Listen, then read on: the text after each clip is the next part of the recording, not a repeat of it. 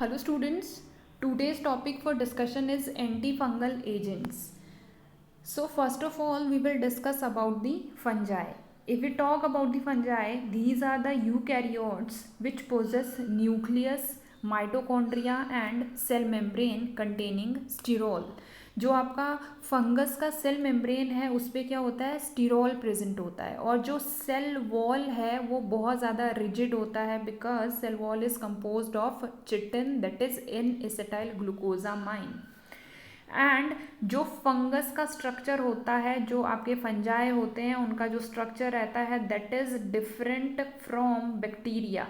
जो bacterial structure होता है और जो फंगस का स्ट्रक्चर होता है वो दोनों के दोनों कैसे होते हैं, डिफरेंट होते हैं. And fungi are more complex as compared to the bacteria. इसलिए जो एंटी बैक्टीरियल एजेंट्स होते हैं that are not effective against the fungi. अगर किसी को फंगल इन्फेक्शन हुआ है तो वहाँ पे एंटी बैक्टीरियल एजेंट्स वर्क नहीं करते हैं बिकॉज ये कम्प्लेक्स होते हैं. बैक्टीरिया के कंपैरेटिवली जो फंजाई होते हैं these are more complex organisms. And fungal infections को हम और क्या बोलते हैं, माइकोसिस. जो आपके माइकोटिक इन्फेक्शंस होते हैं दीज आर सुपरफिशियल और डीप. सुपरफिशियल मीन्स जो अपर लेयर पे होंगे दैट इज या तो एपिडर्मिस, हेयर्स एंड नेल्स पे होंगे, उनको हम बोलेंगे सुपरफिशियल माइकोसिस. माइकोसिस क्या हुआ, fungal infection. And second one is deep और सिस्टेमिक माइकोसिस. सिस्टेमिक मीन्स जो ब्लड में हो सकता है और डीपली होगा. They involve dermis, bones and viscera. ठीक है, विसरल ऑर्गन्स इन्वॉल्व होंगे, बोन्स इन्वॉल्व होंगी, आपका डर्मिस इन्वॉल्व होगा. If you talk about the history of the fungal infections, these are mostly associated with the use of broad spectrum antibiotics. जब broad spectrum antibiotics use करते हैं, corticosteroids use करते हैं, anti cancer immunosuppressant agents या फिर emergencies of ads, इनके साथ basically ये एसोसिएट रहते हैं. एंड 1960s में सबसे पहले एम्फोटेरिसिन बी को डिस्कवर किया गया था. देन ग्रीसियोफुल्विन की डिस्कवरी हुई थी. देन 1970s में, 1980s में फर्दर डिस्कवरीज हुई थी एंटी फंगल एजेंट्स की. If we talk about the classification of antifungal agents, these include antibiotics. Antibiotics में कौन से होंगे, polyene antibiotics, echinocandins and heterocyclic benzofurans. Anti metabolites like 5-FC, then azoles, imidazole and triazoles. These are used topically as well as systemically. And जो triazoles होते हैं they are used systemically. Examples आप देख सकते हो, आपने ये ड्रग सुनी भी होगी, fluconazole, itraconazole, voriconazole. Then clotrimazole पता होगा सबको, मिकोनाजोल पता होगा, ग्रीसियोफुल्विन कॉमन ड्रग है, ये सुने होंगे, एम्फोटेरिसिन बी सुना होगा. देन एलाइलामाइन, टर्बिनाफाइन फंगल इन्फेक्शन के लिए देते हैं, सुनी होगी ड्रग सबने, ये टेबलेट्स आते हैं. Then other topical agents, tolnaftate use कर सकते हैं, बेंजोइक एसिड यूज़ करते हैं, सोडियम थायोसल्फेट यूज़ करते हैं. तो ये क्लासिफिकेशन है, एक बार आप ये क्लासिफिकेशन पढ़ लेना. ठीक है, अब हम नेक्स्ट फंगल सेल्स की, पहले हमें क्लासिफिकेशन हमने बोल दिया कि हाँ हम ये ड्रग्स यूज़ करते हैं, तो सबसे पहले हमें रेप्लिकेशन पता होना चाहिए कि जो फंगल इन्फेक्शन है वो होता कैसे है, जब एंटर होता है हमारी बॉडी में तो कैसे रेप्लिकेशन होती है फंगल सेल की. सो जो आपका एसिटेट है that lead to the formation of acetyl coenzyme A, and जो HMG कोएंजाइम ए है that get converted into the mevalonic acid. From melanoic acid, formation of sequeline occurs. Then sequeline give the formation of sequeline 2,3 oxide in the presence of sequeline epoxide. यहाँ से बनेगा लेनोस्टिरॉल. Then लेनोस्टिरॉल से फेकोस्टिरॉल बनेगा. Then further एर्गोस्टिरॉल की formation होगी. जो ergosterol है this is the fungal cell membrane synthesis. Ergosterol से फंगल सेल मेम्ब्रेन की सिंथेसिस होती है. एंड लास्टली जब ये सेल मेम्ब्रेन की सिंथेसिस कंप्लीट होती है this will lead to the replication of fungal cell. और रेप्लिकेट कहाँ से करेगा, यहाँ से ये प्रोसेस फिर से शुरू हो जाएगा कि जो HMG कोएंजाइम ए है यहाँ से फॉर्मेशन किसकी हो रही है, एर्गोस्टिरॉल की फॉर्मेशन हो रही है. एर्गोस्टिरॉल जब फॉर्म होगा this will lead to this fungal cell membrane synthesis and ultimately fungal cells की रेप्लिकेशन होगी. तो ये जर्नल सा एक प्रोसेस है कहाँ से शुरू हो रहा है, HMG कोएंजाइम ए से। जो HMG कोएंजाइम ए है वो HMG कोएंजाइम ए रिडक्टेज की फॉर्मेशन में फर्दर कन्वर्ट हो रहा है। देन सिक्वेलिन की जब फॉर्मेशन होती है तो सिक्वेलिन इपॉक्साइड की प्रेजेंस में फर्दर कन्वर्ट होगा। देन जो सिक्वेलिन है वो एपिस्टिरॉल की फॉर्मेशन करेगा, एपिस्टिरॉल से एर्गोस्टिरॉल की फॉर्मेशन होती है। तो ये बेसिक से स्टेप्स याद रखने हैं कि एक HMG कोएंजाइम ए इंपॉर्टेंट है, देन सिक्वेलिन इंपॉर्टेंट है, सिक्वेलिन से आपका लेनोस्टिरॉल बनता है, फेकोस्टिरॉल बनता है, एपिस्टिरॉल बनता है, देन एर्गोस्टिरॉल की फॉर्मेशन होती है। जब एर्गोस्टिरॉल की फॉर्मेशन होगी तो वो क्या करेगा, जो फंगल सेल मेम्ब्रेन है उसकी सिंथेसिस शुरू करवा देगा। सेल मेम्ब्रेन की सिंथेसिस शुरू होगी तो अल्टीमेटली वो क्या करेगा, फंगल सेल की रेप्लिकेशन फर्दर होती रहेगी। Next, polyene antibiotics. जो पॉलीइन एंटीबायोटिक्स है उसके अंडर कौन सी ड्रग थी, एम्फोटेरेसिन बी। एम्फोटेरेसिन बी की जो एक्टिविटी रहती है वो फंजीस्टेटिक भी है एंड फंजीसाइडल भी है, कंसंट्रेशन पे डिपेंड करेगा। स्टैटिक मीन्स जो ग्रोथ को स्टॉप करेगा, साइडल मीन जो फंगस ग्रोथ को किल कर देगा। तो ये डिपेंड करेगा कंसंट्रेशन पे। ओरली देते हैं for the treatment of intestinal candidiasis and systemic की जो माइकोसिस होते हैं वहाँ पे IV इंजेक्शंस के थ्रू दिया जाता है। अगर हम मैकेनिज्म ऑफ एक्शन की बात करें, जो एम्फोटेरेसिन बी है ये क्या करेगा, एर्गोस्टिरोल के साथ बाइंड करता है सेल मेम्ब्रेन पे and which will lead to the formation of pores in the cell membrane. जब पोर्स की फॉर्मेशन होगी तो जो सेल कंटेंट है वो अंदर से बाहर आना शुरू होगा। मतलब एम्फोटेरेसिन बी का क्या काम है, ये जो बैक्टीरियल सेल मेम्ब्रेन है, बैक्टीरियल सेल मेम्ब्रेन में ऑल्टरेशन करवाता है, जिससे फंगल सेल मेम्ब्रेन पे ऑल्टरेशन करवाता है, जिससे जो फंगल सेल है वहाँ पे उसकी डेथ हो जाएगी। अब ऑल्टरेशन होने से क्या हो रहा है, पोर्स फॉर्म हो रहे हैं। अगर कहीं पे पोर फॉर्म हुए हैं तो मतलब उस पर्टिकुलर सेल का जो कंटेंट है वो लीक आउट हो जाएगा। कंटेंट लीक आउट होगा तो सेल डेथ हो जाएगी। ये देखो यहाँ पे हमने जो ये प्रोसेस बोली थी कि सेल मेम्ब्रेन की सिंथेसिस हो रही है, जो आपका एम्फोटेरेसिन बी है, एम्फोटेरेसिन बी क्या कर रहा है, ये क्या साइन है, इनहिबिशन का साइन है कि ये एर्गोस्टिरोल की फॉर्मेशन नहीं होने देगा। जो फंगल सेल मेम्ब्रेन की सिंथेसिस है वो फंगल सेल मेम्ब्रेन की सिंथेसिस नहीं होगी। नेक्स्ट, इसको हम यूज़ करते हैं सिस्टेमिक माइकोटिक इन्फेक्शन के लिए, ठीक है, लेशमैनियासिस में भी यूज़ किया जाता है। इसका एडवर्स इफेक्ट क्या है, नेफ्रोटॉक्सिसिटी कॉज करता है। थ्रोम्बोफ्लेबाइटिस, अगर IV रूट से दिया है तो वहाँ पे थ्रोम्बस फॉर्मेशन होगा, पेन होगी IV इंजेक्शन पे। फीवर, चिल्स, हेडेक, ये इसके एडवर्स इफेक्ट्स है। Then next is nystatin. This is also static और फंजीसाइडल एक्टिविटी, टॉपिकली अप्लाई करते हैं, ओरल रूट से भी देते हैं, ठीक है। इसको यूज करते हैं candidiasis of skin, mouth and intestine. Next is echinocandins. जो इसके अंडर मेंबर्स आते हैं, that is caspofungin. This is a prototype member of this class and ये आपका जो कैंडिडा एंड एस्पेरिजिलस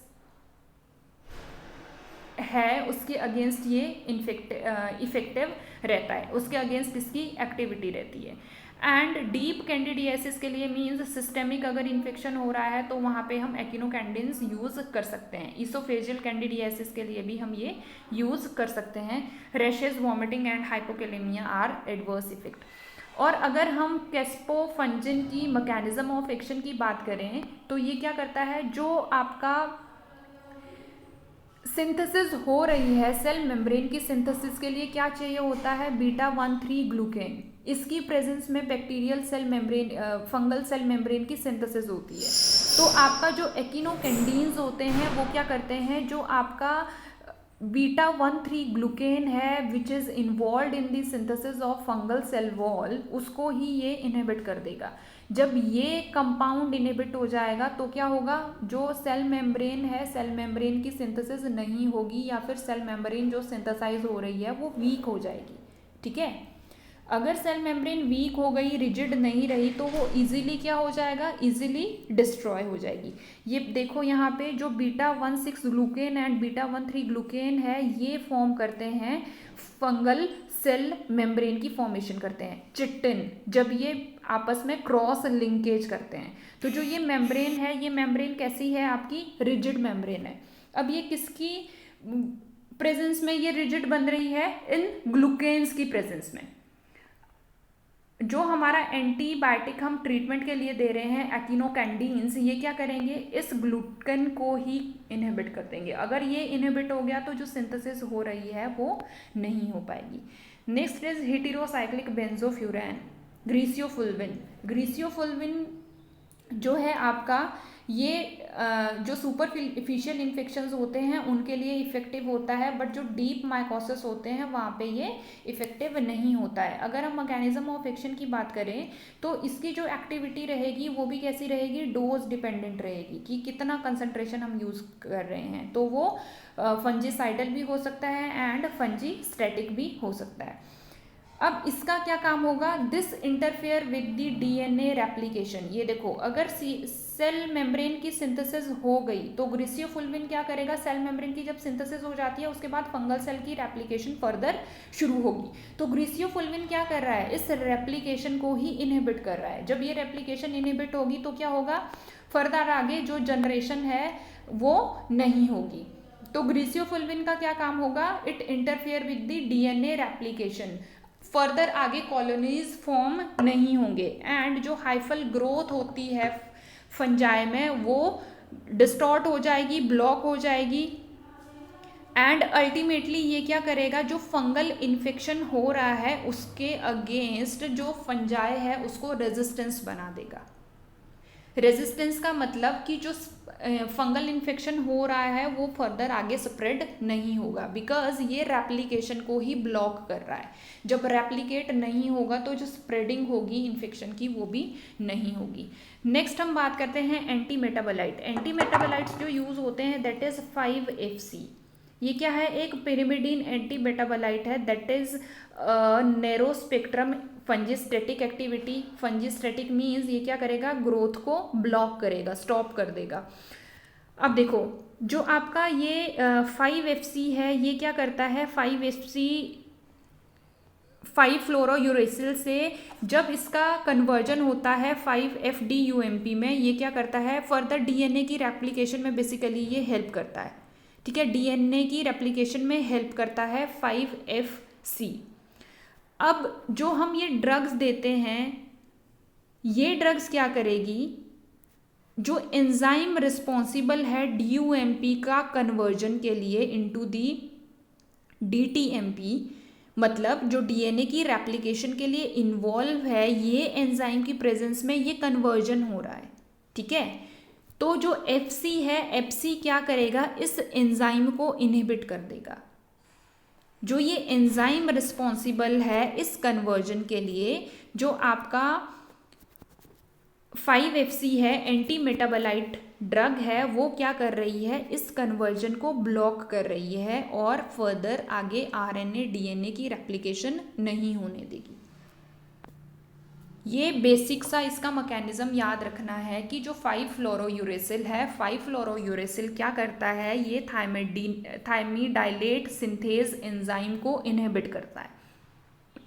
ये एंजाइम रिस्पॉन्सिबल होता है डीएनए एंड RNA की रेप्लिकेशन के लिए। अगर ये एंजाइम ही ब्लॉक होगा तो रेप्लिकेशन आगे नहीं होगी। तो ये काम किसका है? Anti metabolites five fluorouracil. Next, this is uses for the systemic candidiasis. ठीक है, सिस्टेमिक कैंडिडियासिस में यूज करते हैं एंड जो ये ड्रग है इसको हम एम्फोटेरिसिन B के साथ भी कॉम्बिनेशन में यूज़ करते हैं। जब कॉम्बिनेशन में यूज़ करेंगे इन दोनों ड्रग्स को तो जो इफेक्ट रहेगा वो कैसा रहेगा? ज़्यादा रहेगा। 2+2 सिनर्जिज्म, 2+2 = 4। तो अगर हम एम्फोटेरिसिन B एंड 5-फ्लोरोयूरेसिल को साथ में देते हैं 5-FC that is flucytosine that will converted into five fluorouracil. तो जो ये फ्लूसाइटोसिन है इसको जब कॉम्बिनेशन में देते हैं एम्फोटेरिसिन B के साथ तो ये क्या करेगा? जो एक्टिविटी रहेगी वो और ज़्यादा इफेक्टिव होगी। तो जो सीरियसली इल पेशेंट्स होते हैं वहाँ पे इन दोनों ड्रग्स को कॉम्बिनेशन में यूज़ किया जाता है। Next is imidazole and triazoles. जो ये ड्रग्स है जितने भी ड्रग्स इनके अंडर आते हैं तो ये लो कंसंट्रेशन पे अगर हम यूज़ करते हैं तो फंजीस्टैटिक होते हैं, अगर हाई कंसंट्रेशन पे यूज़ करें तो ये फंजीसाइडल इफेक्ट होते हैं। And these show the broad spectrum anti fungal activity. ठीक है, इनकी जो एक्टिविटी रहेगी वो ब्रॉड स्पेक्ट्रम होगी। जो ये ड्रग्स है ये बेसिकली क्या करते हैं, जो सेल मेम्ब्रेन है, सेल परमिएबिलिटी को ही ये चेंज कर देते हैं। सेल मेम्ब्रेन की परमिएबिलिटी जब चेंज होगी तो जो आपका अमाइनो एसिड्स है, जो अनदर कंटेंट है सेल में, वो लीकेज जो है वो इंक्रीज हो जाएगी। और जब लीकेज इंक्रीज होगी तो क्या होगा, जो सेल है वो श्रिंक कर जाएगा, सेल की डेथ हो जाएगी। इस तरह से ये ड्रग्स अपनी एंटी फंगल एक्टिविटी शो करती है। बेसिकली जो हमने प्रोसेस ऑफ रेप्लिकेशन पढ़ा था फंगल एजेंट्स का, तो जो ये लेनोस्टिरोल्स है, फ्रॉम दी लेनोस्टिरोल, जो लेनोस्टिरोल है that get converted into the fecosterol and ultimately give the formation of ergosterol. Ergosterol form हो गया मीन्स यहाँ पे सेल मेम्ब्रेन की फॉर्म सिंथेसिस होना शुरू हो जाएगा।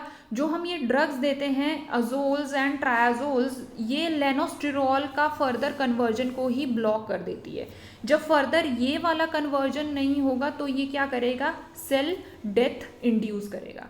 तो बेसिकली इनका क्या काम है कि जो सेल मेम्ब्रेन की सिंथेसिस का जो प्रोसेस है उसको ये बीच में ही स्टॉप कर देगी।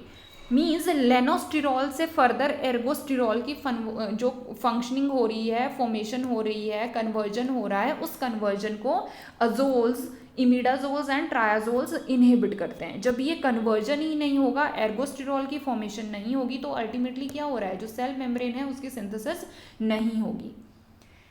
Next, these are the drugs. Azoles के अंदर जो ड्रग्स आते हैं इनको हम यूज़ करते हैं जो भी फंगल इन्फेक्शन हो रहे हैं, कैंडिडियासिस है, टीनिया इन्फेक्शंस है, टोज पे है, या फिर आपका नेल्स पे इन्फेक्शन है, वहाँ पे हम इनको यूज़ करते हैं। देन कीटोकोनाजोल, कीटोकोनाजोल्स के जो आपके मेडिसिन आती है that is for oral as well as topical use के लिए आती हैं। ब्रॉड स्पेक्ट्रम ड्रग्स है ये, तो ये मोर इफेक्टिव रहेगी। ठीक है, बट इनके साइड इफेक्ट्स होते हैं। जो आपके कीटोकोनाजोल है जब यूज़ करते हैं तो वो rashes and hair loss cause करता है।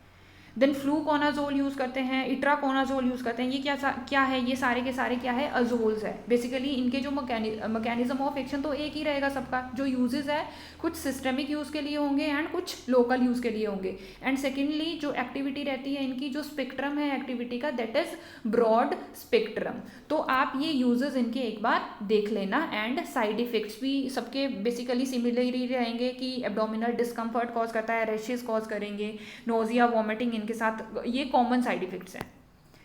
नेक्स्ट आता है अलाइलामाइन। अलाइलामाइन में जो ड्रग आती है दैट इज टर्बिनाफाइन। टर्बिनाफाइन का क्या काम होता है, दिस इज ओरली भी ये इफेक्टिव होती है, टॉपिकली भी हम इसको यूज करते हैं। जो डर्मोफाइट्स पे, जो नेल्स पे इन्फेक्शन होता है वहां पे हम टर्बिनाफाइन यूज करते हैं।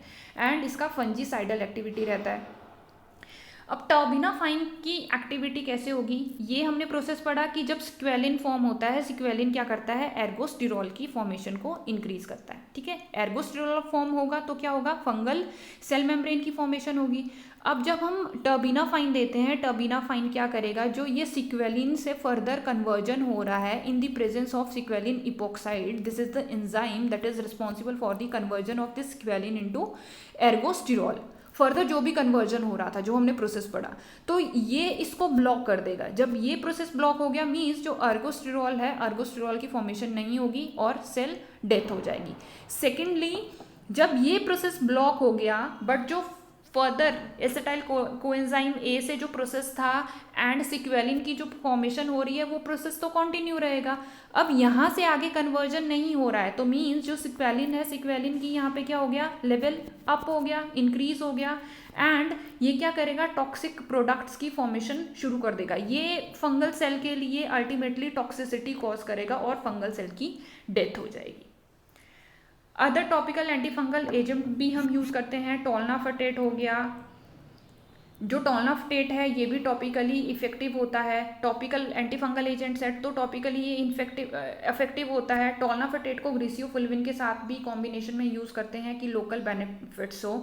एंड दूसरे भी ड्रग्स है जिनको हम यूज़ करते हैं लाइक बेंजोइक एसिड हो गया, एंडेसिलैनिक एसिड हो गया, this is also use for the fungal infection, but इनको यूज कैसे कर रहे हैं हम, टॉपिकली यूज कर रहे हैं।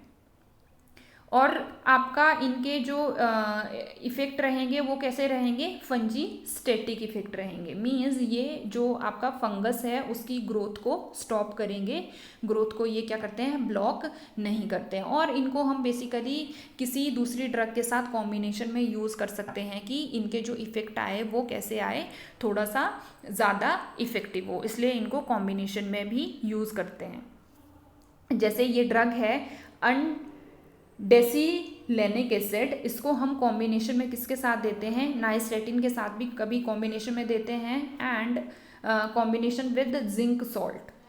ठीक है, तो इनको कॉम्बिनेशन में क्यों दे रहे हैं कि जो इनके इफेक्ट हैं वो थोड़ा सा ब्रॉड आए, थोड़ा सा ज़्यादा आए।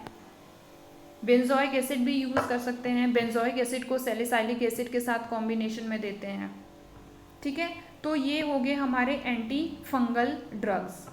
एंटी फंगल ड्रग में बेसिकली जो इम्पॉर्टेंट है आपका, ये पूरा का पूरा टॉपिक बहुत इंपॉर्टेंट है, एग्जाम्स में पूछा जाता है। तो इसमें बेसिकली आपको एक तो ये प्रोसेस याद करना है कि फंगल सेल की रेप्लिकेशन हो रही कैसे हो रही है, और दूसरा ये ड्रग्स याद करनी है।